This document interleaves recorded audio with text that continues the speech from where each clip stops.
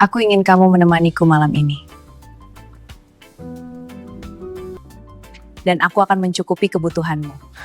Benarkah aku sangat beruntung? Kamu butuh uang berapa? Orang bilang uang tidak bisa membeli kebahagiaan. Mereka salah. Uang bisa membeli adrenalin, dan malam ini aku butuh lebih dari sekadar adrenalin. Aku butuh kulit yang kencang, napas yang memburu, dan tatapan polos yang ketakutan. Namaku Nina, dan di balik jas mahal ini ada monster yang sedang menagih janji. Episode 1. Kekosongan di penthouse lampu-lampu Jakarta di bawah sana tampak seperti butiran berlian yang berserakan di atas beludru hitam. Indah, tapi mati, sama seperti aku. Namaku Nina. Di usia 42, aku memiliki segalanya.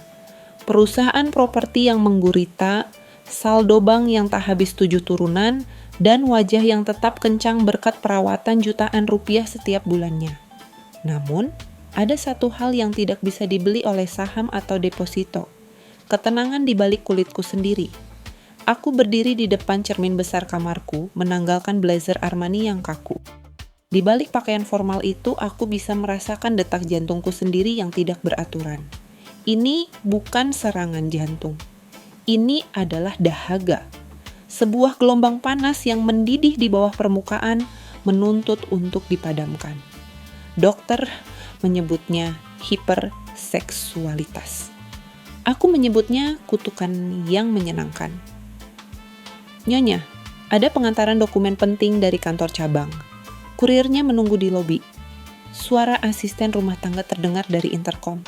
Aku melirik jam tangan Patek Philippeku. Pukul 8 malam. Biasanya aku akan menyuruh mereka meninggalkan dokumen itu di meja resepsionis apartemen. Tapi malam ini, rasa haus itu begitu menyiksa. Aku butuh pengalihan. Suruh dia naik langsung ke lantai penthouse, kataku dingin. Aku tidak memakai kembali blazerku.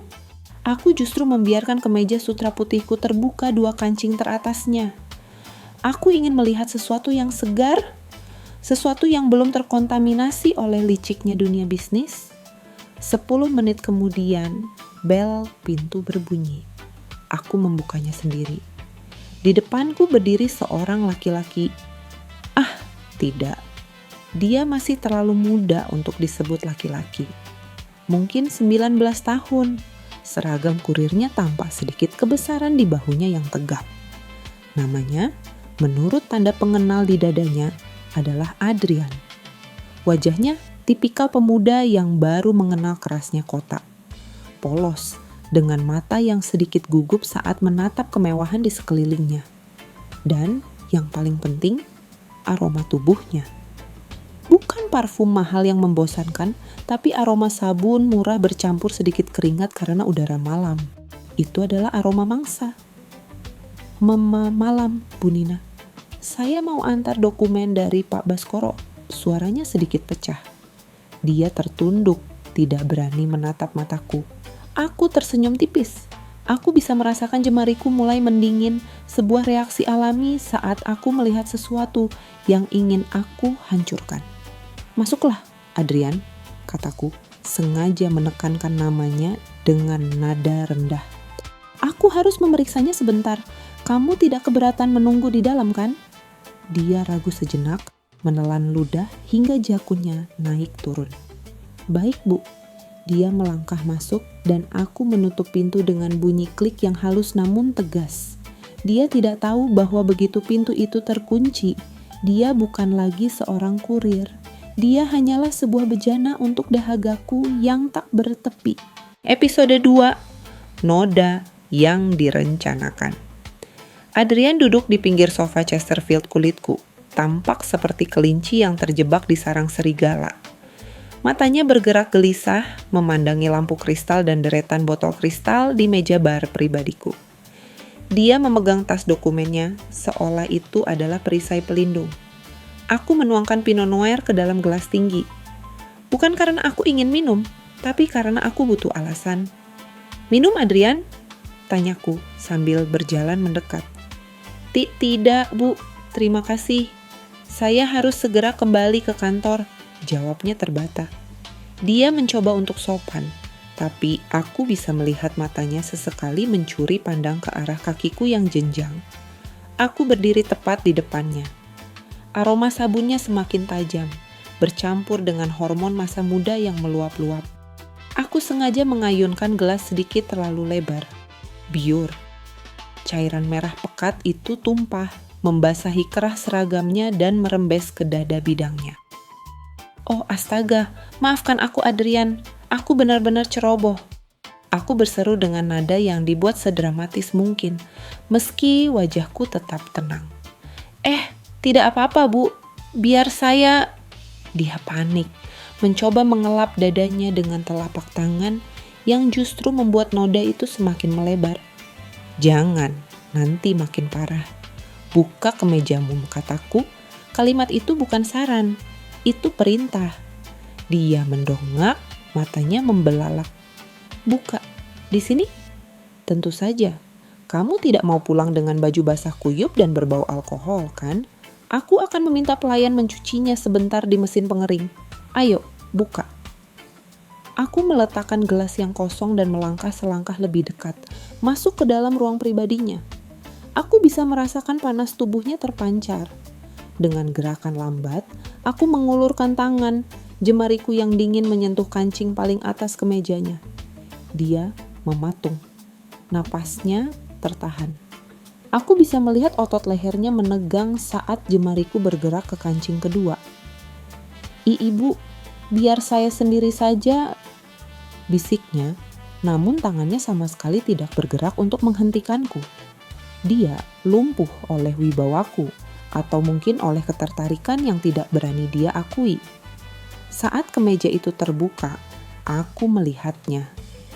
Kulit yang kencang, tanpa celah, dan detak jantung yang berpacu di balik tulang rusuknya yang kuat. Dahaga dalam diriku bergejolak hebat. Rasanya seperti api yang akhirnya menemukan bahan bakar yang tepat. Aku tidak mengambil kain untuk membersihkannya. Sebaliknya, aku membiarkan ujung kuku merahku menggores ringan kulit dadanya yang basah oleh wine. Kamu punya tubuh yang bagus untuk seorang kurir, Adrian. Bisikku tepat di telinganya. Sayang sekali jika hanya digunakan untuk mengantar surat. Dia gemetar. Aku tahu aku sudah mendapatkannya. Bukan karena dia mencintaiku. Dia bahkan belum mengenalku. Tapi karena dia adalah seorang pemuda dan aku adalah wanita yang memiliki segalanya, termasuk kendali atas malam ini. Saat Adrian mengira aku akan membawakan baju ganti, aku justru mematikan lampu ruang tengah dan menyalakan mode cahaya redup. Aku ingin melihat seberapa jauh dia bersedia melanggar aturannya demi selembar cek yang aku selipkan di saku celananya yang mulai ketat. Lanjut ke episode 3. Tipu daya kecil. Aku melangkah mundur, membiarkan Adrian berdiri mematung dengan kemeja yang terbuka separuh. Dia tampak seperti patung marmer yang belum selesai dipahat. Mentah, kuat, dan penuh potensi. Aku bisa melihat keringat dingin mulai muncul di pelipisnya. Tunggu di sini. Aku ambilkan handuk, kataku pelan. Aku berjalan menuju kamar tidur, tapi tanganku tidak meraih handuk. Aku menuju panel kontrol di dinding. Dengan satu sentuhan, lampu ruang tengah meredup menjadi pijar temaram yang hangat dan sensual. Musik chill out bertempo lambat mulai mengalun tipis dari pengeras suara tersembunyi. Aku kembali ke arahnya, bukan membawa handuk, melainkan sebuah amplop putih kecil dan segelas air putih yang sudah kucampur sedikit stimulan ringan, hanya untuk membuatnya sedikit lebih rileks, sedikit lebih berani. Minumlah, kamu terlihat sangat tegang, kataku sambil menyodorkan gelas itu. Saya hanya merasa tidak enak, Bu. Tempat ini terlalu mewah, bisiknya sambil menerima gelas itu. Dia meneguknya hingga tandas. Rasa haus yang nyata bertemu dengan haus yang aku ciptakan. Aku berdiri di belakangnya, mendekatkan wajahku ke tengkuknya. Aku bisa mencium aroma maskulin yang murni. Tanpa ragu, aku menyelipkan amplop putih itu ke dalam saku celananya. Jemariku sengaja berlama-lama di sana, merasakan otot paha yang mengeras di balik kain celana murahannya. "Apa ini, Bu?" tanya Adrian. Suaranya kini lebih berat, mungkin pengaruh dari minuman itu atau mungkin karena keberadaanku yang terlalu dekat. "Itu untuk biaya kerusakan kemejamu. Dan untuk waktumu yang terbuang malam ini," bisikku. Dia merogoh saku dan mengintip isi amplop itu. Matanya membelalak. Di dalamnya ada beberapa lembar uang 100 ribuan yang nilainya lebih besar dari gajinya sebulan. Ini terlalu banyak, Bu. Saya tidak bisa. Shh. Aku meletakkan telunjukku di bibirnya. Bibirnya lembut, sedikit gemetar. "Uang itu tidak ada artinya bagiku, Adrian. Tapi bagimu, itu bisa membayar cicilan motor atau mungkin biaya kuliahmu. Aku hanya ingin kamu menemaniku bicara sebentar. Aku sangat kesepian di gedung setinggi ini." Aku memutari tubuhnya, kembali ke hadapannya. Aku melepaskan ikat rambutku, membiarkan rambut panjangku jatuh tergerai di bahu. Mataku mengunci matanya. Aku bisa melihat pupil matanya melebar, tanda bahwa insting alaminya mulai mengambil alih akal sehatnya. "Duduklah kembali," perintahku lembut sambil mendorong bahunya pelan. Kali ini dia tidak membantah. Dia duduk, dan aku tidak duduk di sofa seberangnya. Aku duduk tepat di sampingnya, begitu dekat hingga paha kami bersentuhan. Aku bisa merasakan panas yang menjalar dari kulitnya. "Katakan padaku, Adrian, apa yang dilakukan anak muda sepertimu jika memiliki uang sebanyak itu dalam semalam?" Tanganku mulai bergerak nakal, merayap dari bahunya turun ke dadanya yang masih lembab oleh sisa wine. Aku tidak mencari cinta, aku mencari reaksi. Dan saat napasnya mulai memburu, aku tahu obatku mulai bekerja. Episode 4. Aroma keringat. Adrian mencoba untuk tetap tegak, tapi pengaruh minuman dan kehadiranku yang begitu intimidatif membuatnya tampak goyah. Dia menatap uang di tangannya, lalu menatapku. Ada perang hebat di dalam matanya, antara harga diri dan kebutuhan ekonomi, antara rasa takut dan rasa penasaran yang memuncak. "Ibu, ini tidak benar. Saya harus pergi," ucapnya, suaranya parau. Dia mencoba berdiri, namun lututnya tampak lemas. Aku tidak membiarkannya lepas begitu saja. Sebelum dia benar-benar tegak, aku menarik kerah kemejanya yang basah dengan sentakan pelan namun pasti. Tubuhnya yang berat terjatuh kembali ke sofa, kali ini lebih dekat ke arahku. "Apa yang tidak benar, Adrian?" bisikku. Bibirku hampir menyentuh daun telinganya.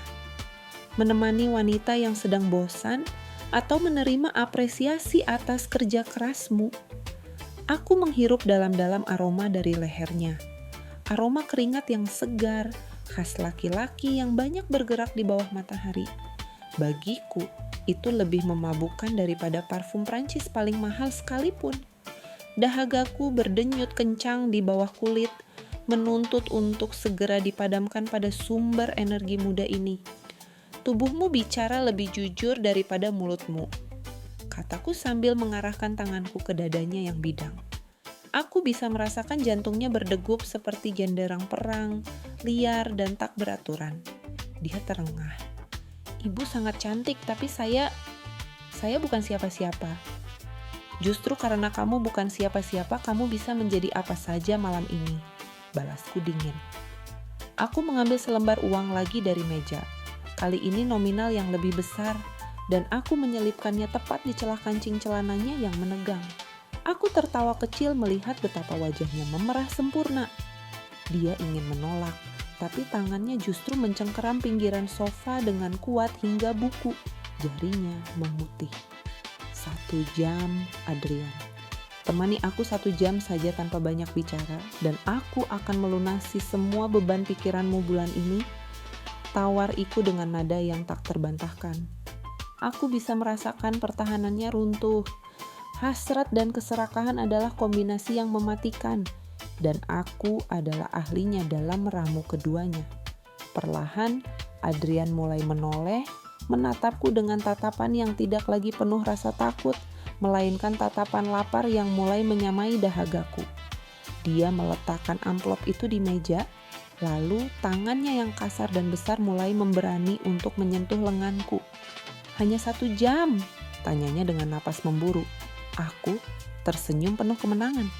"Mungkin lebih, tergantung seberapa keras kamu berusaha." Episode 5. Transaksi tak kasat mata ponsel. Di saku celana Adrian bergetar hebat, memecah kesunyian yang mencekam. Cahaya layarnya berpendar dari balik kain, menciptakan interupsi yang sangat tidak kusukai. Adrian tersentak, seolah tersadar dari hipnotis. Dengan tangan gemetar, dia merogoh ponselnya. "Maaf, Bu, ini adik saya," ucapnya lirih. Dia melihat layar itu dengan tatapan penuh beban. Dia pasti menanyakan uang obat ibu saya. Aku terdiam sejenak. Jadi, itu alasannya. Di balik otot kencang dan wajah polos ini, ada tanggung jawab yang menghimpit. Keadaan ini justru membuat permainanku menjadi lebih menarik. Kebutuhan adalah tali kekang yang paling kuat untuk mengendalikan manusia. "Angkat," perintahku singkat. Dia ragu, tapi akhirnya menggeser tombol hijau. "Halo, Dek." "Iya, abang masih kerja lembur. Uangnya?" "Iya, besok abang kirim pagi-pagi. Jangan nangis ya." Suaranya lembut, penuh kasih, sangat kontras dengan situasi di penthouse ini. Begitu dia menutup telepon, dia menunduk lesu. Dunianya yang nyata baru saja mengetuk pintu, mengingatkannya bahwa dia hanyalah seorang kurir miskin. Aku bangkit berdiri, berjalan menuju meja tulis mahoni di sudut ruangan.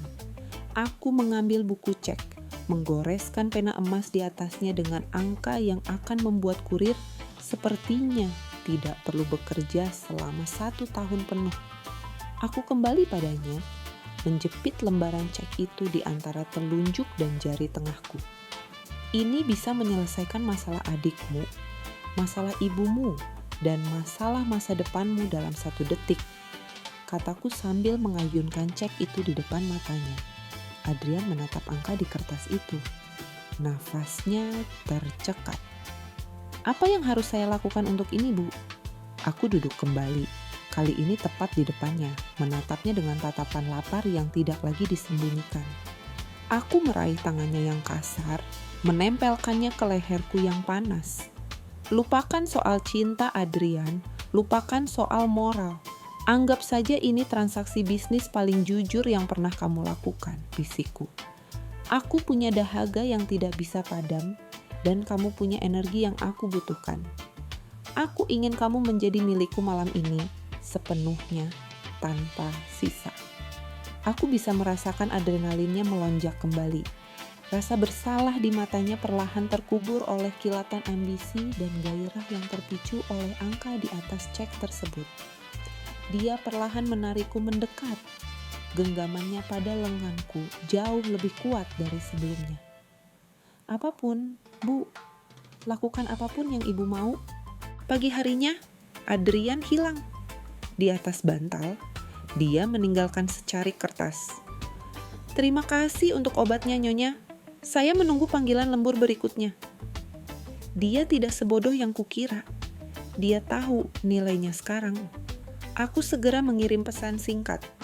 "Rumah pribadiku di Sentul, jam 10 malam.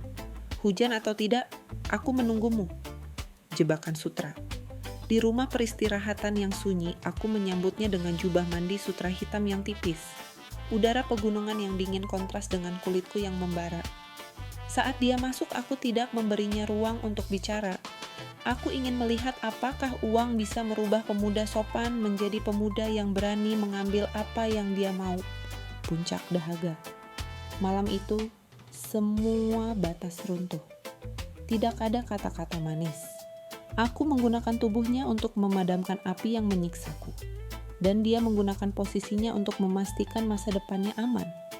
Di bawah remang lampu kamar, aku menyadari bahwa aku tidak butuh dicintai, aku hanya butuh dikonsumsi.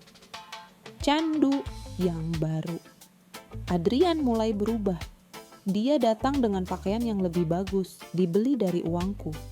Tatapannya bukan lagi ketakutan, melainkan penuh percaya diri yang menjengkelkan. Dia mulai merasa dirinya spesial. Bagiku, dia mulai terasa membosankan. Dahagaku menuntut variasi baru. Koleksi kedua, di sebuah kafe kelas atas, aku melihat seorang barista muda berambut ikal raka. Dia memiliki energi liar yang berbeda dari Adrian. Aku sengaja meninggalkan kartu namaku di bawah cangkir espresso. Datanglah jika kamu ingin melihat mesin kopi yang harganya lebih mahal dari rumahmu, bisikku padanya. Persaingan di bawah atap. Aku mengundang keduanya di malam yang sama ke penthouseku. Adrian terkejut, Raka bingung. Aku duduk di tengah, menikmati ketegangan maskulin yang memenuhi ruangan. Aku ingin mereka berebut untuk memuaskan dahagaku. Inilah puncak kendaliku. Memiliki mereka seperti memiliki koleksi mobil mewah. Harga diri yang terbeli. Aku memberikan tantangan. Siapa yang bisa bertahan paling lama melayaniku, dia yang akan mendapatkan bonus terbesar. Moralitas mereka menguap di hadapan tumpukan uang tunai di atas meja. Aku tertawa dalam hati. Betapa murahnya harga diri saat dihadapkan pada kemewahan yang tak terbatas. Rahasia di balik brankas. Raka yang lebih lancang menemukan botol obat penenang dosis tinggi di laci riasku. Dia mulai bertanya-tanya mengapa aku begitu terobsesi pada laki-laki muda. Apakah ini sakit atau hanya hobi? Tanyanya. Aku menamparnya dengan seikat uang, membungkam mulutnya sebelum dia sempat menjadi terlalu pintar. Pembalikan keadaan. Adrian mencoba bermain drama. Dia mengaku jatuh cinta padaku untuk mendapatkan akses lebih ke rekeningku. Aku hanya tertawa di depan wajahnya. Cinta itu untuk orang miskin, Adrian. Kamu di sini untuk bekerja. Aku melihat amarah di matanya. Namun dia tetap berlutut karena butuh pesta privat. Aku menyewa sebuah villa terpencil dan mengundang 3 pemuda lainnya. Pesta itu sunyi, namun penuh dengan ketegangan fisik. Aku adalah pusat dari orbit mereka. Di sana, aku menyadari bahwa aku bukan lagi mencari kepuasan, tapi mencari bukti bahwa aku masih punya kuasa untuk merusak kemurnian mereka. Kehilangan kontrol.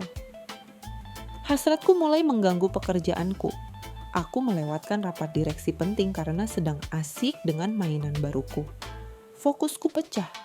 Tubuhku terasa lemas jika sehari saja tidak mendapatkan pasokan energi muda. Aku mulai sadar, bukan aku yang mengendalikan kelainan ini, tapi kelainan ini yang mengendalikan hidupku. Ancaman di balik pintu. Ibu dari salah satu pemuda yang kukencani datang ke kantorku, menangis dan mengancam akan melapor atas tuduhan eksploitasi. Dengan dingin, aku menulis cek yang sangat besar. Ambil ini dan beli masa depan anakmu atau pulang tanpa apa-apa, kataku. Dia mengambilnya. Semua orang punya harga. Dinginnya berlian. Aku menatap cermin. Wajahku tetap cantik, tapi mataku terlihat kosong. Aku dikelilingi oleh pemuda-pemuda tampan di tempat tidurku, tapi aku merasa sangat sendirian. Dahaga itu masih ada, namun rasanya hambar. Apakah aku sudah mencapai titik jenuh? Perburuan. Terakhir. Aku melihat seorang mahasiswa magang baru di kantorku. Dia terlihat sangat mirip dengan mendiang suamiku saat muda. Sesuatu di dalam diriku bergejolak kembali. Hasrat yang lebih liar, lebih gelap. Aku tahu ini salah, tapi aku tidak bisa berhenti. Aku memanggilnya ke ruangan pribadiku. Ratu tanpa takhta. Cerita berakhir dengan aku yang duduk di balkon, menyesap champagne. Di dalam kamar, 2 pemuda sedang menungguku. Aku telah kehilangan rasa malu, kehilangan cinta, bahkan mungkin kehilangan kewarasanku. Namun, selama hartaku masih ada, aku akan tetap menjadi Nina, sang janda kaya yang akan terus memburu energi muda demi memadamkan api yang tak pernah kunjung padam.